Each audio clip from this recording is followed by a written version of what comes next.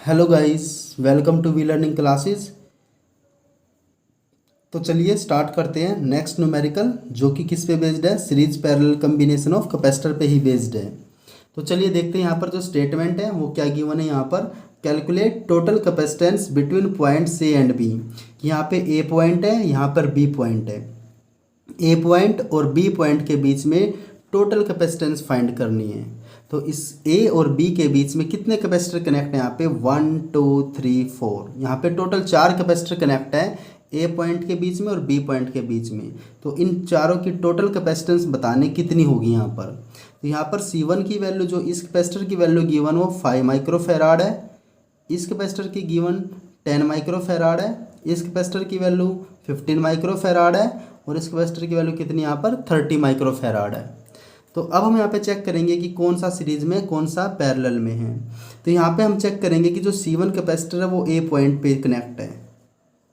इस वायर में कोई भी कैपेसिटर कनेक्ट नहीं है, इसका मतलब ये कनेक्टिंग वायर है। और ये कहाँ पे आ चुकी है कि ये जो वायर है C1 से कनेक्ट है।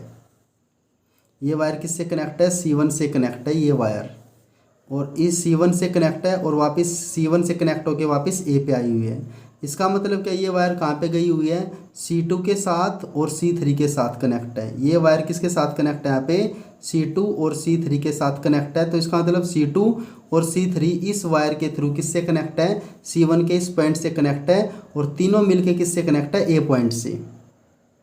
इसका मतलब क्या, ये सर्किट और ये सर्किट क्या डिफरेंट है और ये क्या बिल्कुल सेपरेट कैपेसिटर है।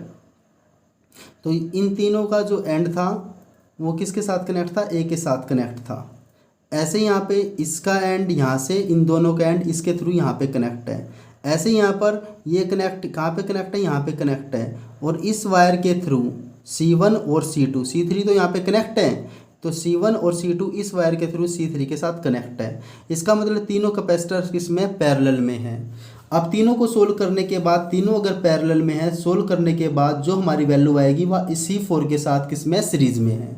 तो इन चारों को सोल्व कर लेंगे तो हमारे पास आंसर आ जाएगा टोटल कैपेसिटेंस किसके बीच की? पॉइंट ए एंड बी के बीच की।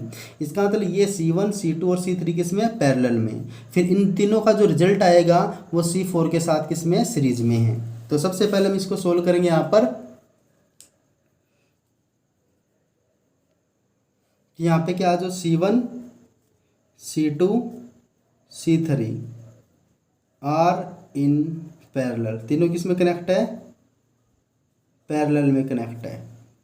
और तीनों का जो रिजल्ट है वो C4 के साथ किस में? सीरीज में है। तीनों पैरेलल में कनेक्ट है। तो पैरेलल के लिए क्या होता है? डायरेक्ट वैल्यू ऐड होती है।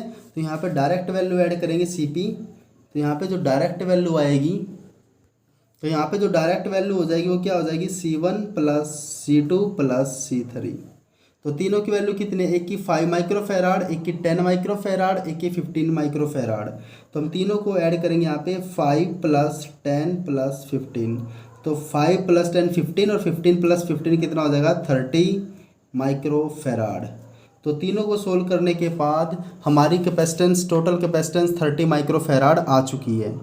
अब ये 30 माइक्रोफेराड तीनों का कम्बिनेशन C4 के साथ किसमें? सीरीज में है।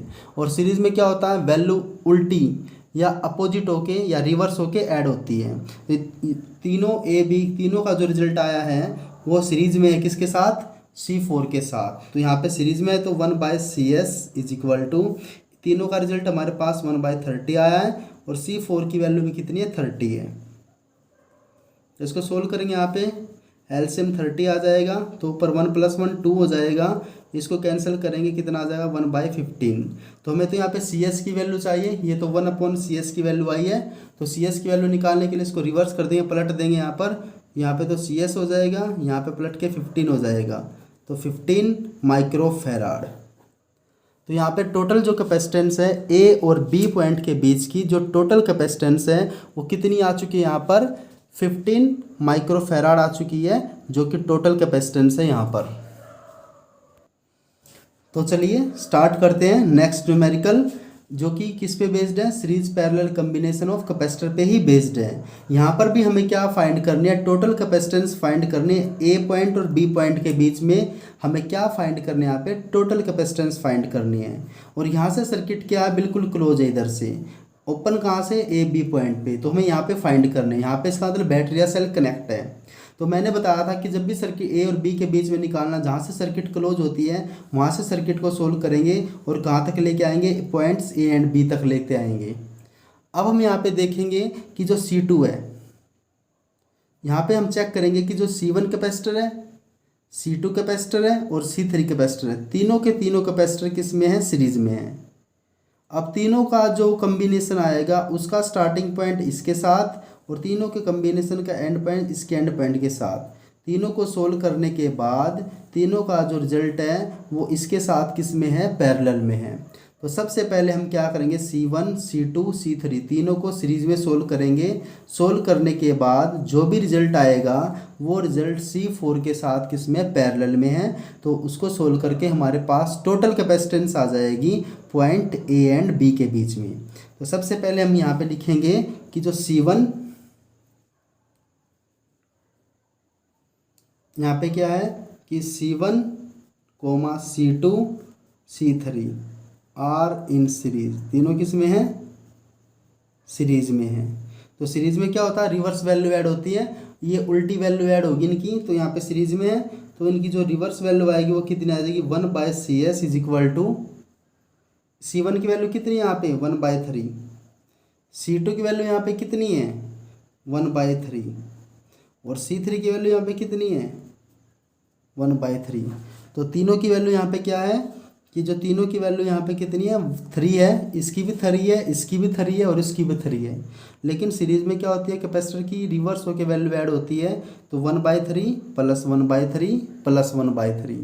तो तीनों का जो एलसीएम लेंगे यहाँ पर, तीनों का एलसीएम यहाँ पे कितना आ जाएगा, 3 आ जाएगा। ऊपर भी कितना आ जाएगा, 1 + 1 + 1। तो टोटल हमारे पास सीरीज में जो वैल्यू आएगी 1/CS is equal to 3/3। Cancel करने के बाद कितना आ जाएगा, 1/1।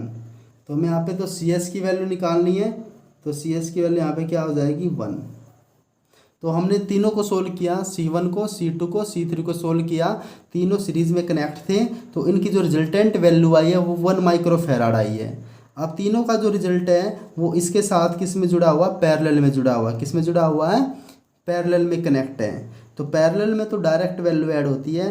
तो हम ए बी के बीच में क्या निकाल सकते हैं, टोटल कैपेसिटेंस निकाल सकते हैं। तो यहाँ पे टोटल कैपेसिटेंस हमें किस में निकालनी है, यहाँ पर पैरेलल में निकालनी है।